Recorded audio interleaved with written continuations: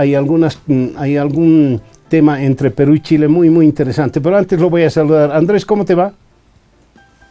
Buenos días, Mario. Qué gusto estar aquí nuevamente.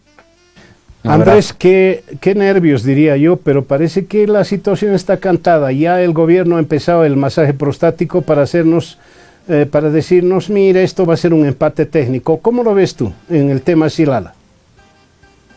Efectivamente, no hay buenas perspectivas porque se ha reconocido ya la parte principal de lo que solicita Chile, que es que el Xilala sea reconocido como un curso internacional de agua. Pero de todas formas veo que también hay ciertos elementos que pueden ser favorables para Bolivia, ¿no? En específico, la posible negociación que se podría abrir si es que la Corte reconoce que tiene que haber un acuerdo para el tema el manejo, ¿no? del sistema, las modalidades que tendrían que establecerse en una negociación y las posibles compensaciones. Entonces, si eso lo atiende la Corte, que espero que así sea, entonces sí tendríamos algo por lo menos que rescatar de todo este juicio. Por lo demás, definitivamente no va a ser un resultado favorable, ya está dicho, eso ya se sabe, porque Bolivia ha reconocido una parte y porque, bueno, el derecho internacional lamentablemente no nos juega a favor en este caso, donde estamos pidiendo que la Corte establezca que existe un flujo artificial en el Xilala, que si bien es obvio que existe porque hay una canalización, difícilmente la Corte puede reconocer ese punto debido a que no hay una jurisprudencia, no existe ese concepto instalado en el derecho internacional y como hemos visto en el anterior caso del tema del mar, la Corte no tiende a innovar nada, ellos se rigen por lo que ya está escrito, por la norma positiva que ya existe y son muy conservadores, ¿no? Entonces, realmente nos sorprenderían si es que nos reconocen esa parte del flujo artificial y sería un gran resultado, ¿no? Dado todo lo que se ha dado, pero bueno, no creo que eso ocurra. Bien, ¿qué es una derrota en este caso? Creo que no se le puede. Podrás dorarle la píldora a todo el mundo, etcétera, contarle las historias, pero las leyes de la física no. Si el agua brota normalmente allá, más allá de la mampostería que ha hecho Chile, es otro tema.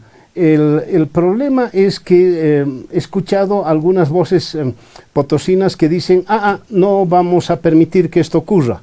Creo que no estamos en posición de permitir o dejar de permitir todo esto, ¿o no?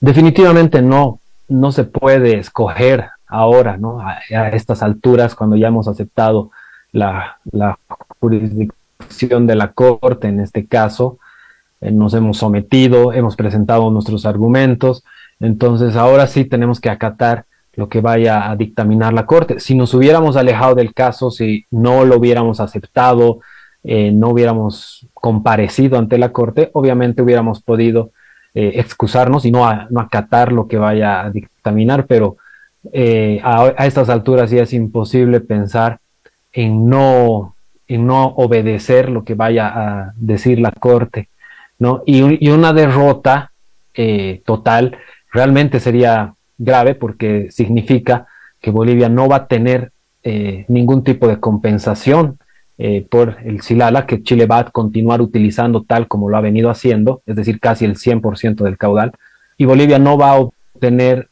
prácticamente nada, ¿no? Porque en la Corte Chile ha aseverado, ha solicitado que se reconozca que ellos tienen derecho al uso actual que hacen de las aguas del Xilala, y que por ese uso actual no tienen que negociar nada y no tienen que compensar nada a Bolivia, ¿no? Y de hecho, los mismos abogados de Chile han dicho, con un tono arrogante, Chile puede hacer lo que le plazca con las aguas del Xilala, así en esos términos. Entonces, si la Corte da validez a su tesis, definitivamente va a ser grave porque Bolivia se va a quedar con nada, ¿no? Vamos a retirarnos de este juicio definitivamente en una situación mucho peor de la que podía haber sido en cierto momento cuando se llegó a un preacuerdo, cuando se estaba negociando este tema y se llegó a la solución o a la posibilidad de que Bolivia obtenga una compensación por el 50% de las aguas, ¿no? Porque se habló de una libre disponibilidad y el otro 50% estaría sometido a un estudio hidrológico que se tenía que realizar entre ambos países, cosa que nunca se llevó adelante, no se llevó a cabo, y las negociaciones se interrumpieron poco después por decisión de Chile, y después es el mismo Chile el que nos demanda. Entonces, es una situación muy complicada para el gobierno de Evo Morales, principalmente, por haber decidido en su momento no concluir o no llevar más allá ese proceso de negociación, y después, sobre todo, y eso es lo peor, haber aceptado el caso, ¿no? haber admitido el caso y haberse defendido en la corte como si se tratara de un caso que había que resolverlo en esa instancia, y no era así, no era necesario hacerlo. Algo que no entiendo en el marco de, nace un río en Bolivia, de los manantiales, tiene su curso, ok, entra a Chile, ok, lo podemos entender. Lo que no entiendo es por qué Bolivia no podría usar esas aguas, y me remonto a lo que ocurrió en los años 60 con el Lauca. El Lauca fue desviado por Chile y ahora baña el valle de Azapa con mucho entusiasmo. Sigue el curso indudablemente y entra a territorio boliviano. ¿Por qué no podríamos utilizar racionalmente las aguas del Silala en nuestro territorio? Claro, deberíamos poder hacerlo, ¿no? Pero lo que pasa es que el derecho internacional privilegia el uso que se hace, principalmente humano, el uso humano para las poblaciones del lugar, y actualmente esas aguas están siendo utilizadas en Chile. Si bien es cierto que es cerca del 37% lo que se usa para consumo humano, el restante es para uso industrial.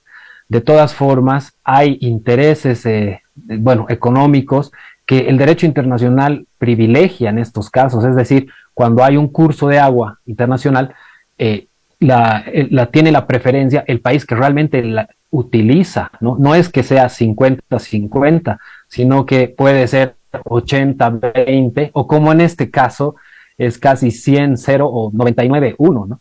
En porcentaje de la utilización, y el derecho internacional establece eso, ¿no? Y está en la Convención sobre Derechos de los Usos de los Cursos de Agua para fines diferentes a la navegación, en la Convención de 1997, que dice eso, ¿no? Que el uso equitativo y razonable comprende o se privilegia a el Estado que realmente le da uso a las aguas, y en este caso es obviamente Chile el que hace uso, y Bolivia prácticamente no hace uso. Entonces, por eso la Corte podría decantarse por la posición chilena. Ahora bien, ojalá que eso no sea así, ojalá que la Corte entienda que definitivamente el uso que se hace en Chile no es enteramente para consumo humano, y en todo caso se está lucrando con esas aguas.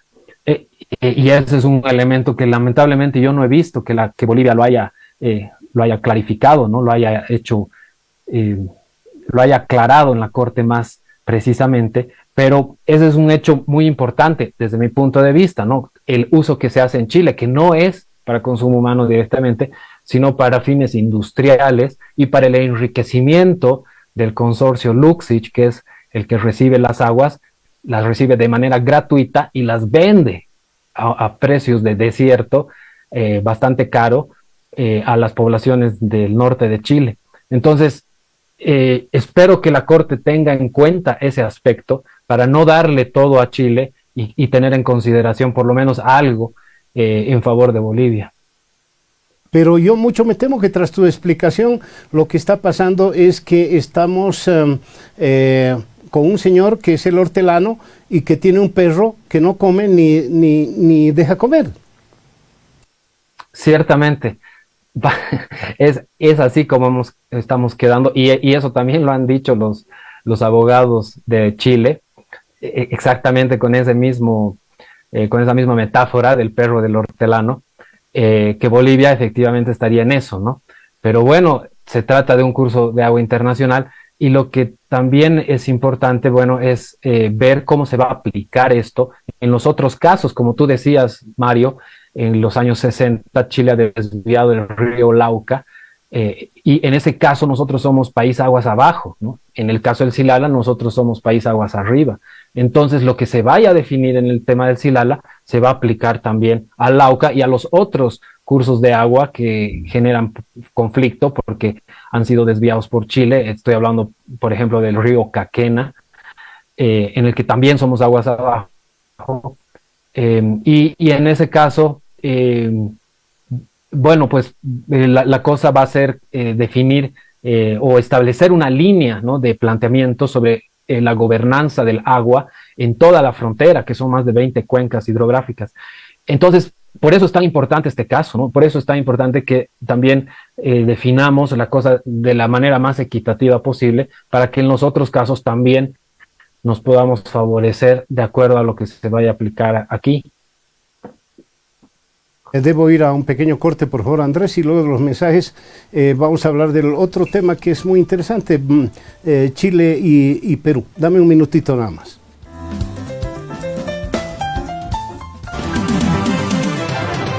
Enseguida vuelve el café de la mañana. Todos los días Sport te pone en modo Sport. Nueva etiqueta, el mismo sabor. La primera en ponerle sabor al agua. 0 calorías, sin gas, sin azúcar, con el más puro sabor a limón. Agua Sport es de La Cascada, orgullosamente boliviana.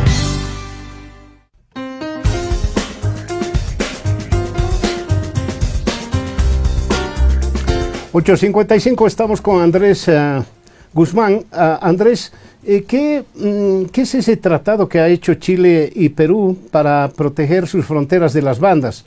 Creo que Bolivia también debería estar ahí. ¿Qué sabes tú? Sí, ayer se han reunido el presidente Castillo y el presidente Boric en Santiago y bueno, han firmado varios acuerdos, ¿no? Entre ellos uno de control de las bandas criminales en la frontera, que habían aumentado bastante en el último tiempo, ¿no? Principalmente entre Tacna y Arica. Entonces, sí, hay un importante anuncio ahí que se está haciendo, porque no solo están controlando el tema de las bandas criminales, sino de la migración, que también ha aumentado bastante, no solo de peruanos que se van hacia Chile, sino de haitianos y de venezolanos que pasan esa frontera para llegar a Chile. Ahora bien, Bolivia ahí no tiene tanto que ver, pero sí yo creo que debería gestionarse, ¿no?, una mayor integración con estos dos países, aprovechando la coyuntura actual, ¿no?, de los gobiernos de izquierda y sobre todo viendo una perspectiva de incluirnos en la Alianza del Pacífico, que ahora ha sufrido, bueno, un retraso en su próxima reunión, tenía que realizarse en México, pero el Congreso peruano no ha dejado que el presidente Castillo viaje, entonces no le han dado permiso. Entonces ahora la reunión parece que se va a realizar en Lima y eso se está decidiendo ahora, ¿no? Entonces me parece una oportunidad excepcional, muy importante, dada la coyuntura, como te digo, para que Bolivia inicie su acercamiento, ¿no?, ya sea como un miembro observador, al menos en un primer momento, y con perspectivas de incluirse en esta importante alianza del Pacífico que tiene resultados importantes, ¿no?, en relación a los otros procesos de integración que no están funcionando como deberían, y además teniendo en cuenta que estamos esperando ya más de 10 años ingresar al Mercosur y no nos han aceptado hasta ahora, ¿no? Y hay muy malas perspectivas ahora con el Congreso brasilero, que es el que no ha aceptado, el que le falta aprobar la adhesión de Bolivia al Mercosur, es la decisión del Senado brasilero, y ahora está dominado por las fuerzas de la derecha, del partido de Jair Bolsonaro. Entonces difícilmente eso va a ocurrir en estos próximos años, y por eso deberíamos interesarnos en el otro lado, que que es el Pacífico. Claro, es un lindo discurso, ¿no? La integración, etcétera. Pero sucede que hay un paro en el desaguadero, hay centenares de carros frenados allá. Claro, el tema es que los hechos se sobreponen a las buenas intenciones y a la ideología. Eso es cierto. Definitivamente también tenemos que pensar en cómo se manejan las cosas dentro de Bolivia para lograr que no solo la integración, ¿no?, con Perú, con Chile, se desarrolle, sino también para convertirnos finalmente en la tierra de contactos, ¿no?, de la que hablaba Alberto Ostrea Gutiérrez, en el sentido de concretar al territorio de Bolivia como un eje articulador entre el Océano Pacífico y el Atlántico, los corredores bioceánicos, que son una quimera desde hace tanto tiempo, no se han concretado. Y seguimos en eso, ¿no? Y seguimos en eso, entre otras cosas, por los paros, las huelgas y esa idiosincrasia que tenemos. Entonces, son muchas cosas que hay que cambiar, que hay que mejorar, sin duda, pero también al mismo tiempo hay que gestionar y ver dónde tenemos que gravitar, ¿no?, dónde tenemos que estar. Entonces, en ese sentido, me parece que la Alianza del Pacífico es el proceso de integración de mayor avance en este momento, es el que mejores perspectivas tiene, porque tiene una línea de regionalismo abierto, ¿no?, que no la tienen los otros procesos de integración, y por eso me parece muy interesante, muy importante que Bolivia apunte hacia ese proceso, ¿no? Pero claro, eso es algo que nadie lo ha planteado, el gobierno me parece que no lo ha considerado, porque la línea de la Alianza del Pacífico era, claro, en un inicio totalmente liberal, y lo sigue siendo, y de derecha, ¿no? Entonces, ahora que han cambiado los gobiernos, se abre esta nueva posibilidad desde mi punto de vista, y creo que sería importante tomarlo en cuenta. Andrés, lo último, y se me quedó en el tintero una pregunta del tema anterior. Si mañana tenemos problemas, si hay un fallo contra Bolivia, digamos, por todo eso que me has explicado, ¿quién va a pagar la factura? ¿Quién debería pagar la factura? ¿Evo Morales? ¿El gobierno del MAS? ¿La señora Áñez por ahí la van a culpar? Sí, bueno, en este caso es clarísimo que la responsabilidad principal está en el expresidente Morales, quien amenazó con hacer una demanda en contra de Chile, dijo vamos a demandar a Chile, y luego nunca lo hizo, ¿no? No, bueno, en realidad los chilenos se adelantaron, pero lo que estuvo mal fue anunciar una demanda sin haber hecho los estudios pertinentes como para hacer una denuncia, ¿no? No había en ese momento una certeza de qué es el Silala, no se habían hecho los estudios, y Evo Morales lanzó la amenaza que después nos costó una demanda que ahora nos está llevando a un escenario desfavorable. Entonces, ahí está la responsabilidad principal desde mi punto de vista. Y bueno, vamos a ver qué es lo que pasa mañana. Esperemos, como te digo, que sea al menos con un elemento favorable para Bolivia en el tema de la negociación, que creo que es posible, pero definitivamente no vamos a obtener una victoria total, eso está totalmente descartado. Así que bueno, sin duda que este tema va a dar mucho que hablar, se va a politizar, y sin duda que va a haber también muchos reclamos, ¿no? Y bueno, ojalá que las cosas no sean tan malas como parecen ser. Andrés, te agradezco muchísimo que hayas accedido a nuestro requerimiento. A ver, vamos a seguir hablando, lo del Silala va a durar bastante todavía. Gracias, Andrés, un abrazo. Gracias, Mario, un gusto, como siempre. 9-2, vámonos a la pausa.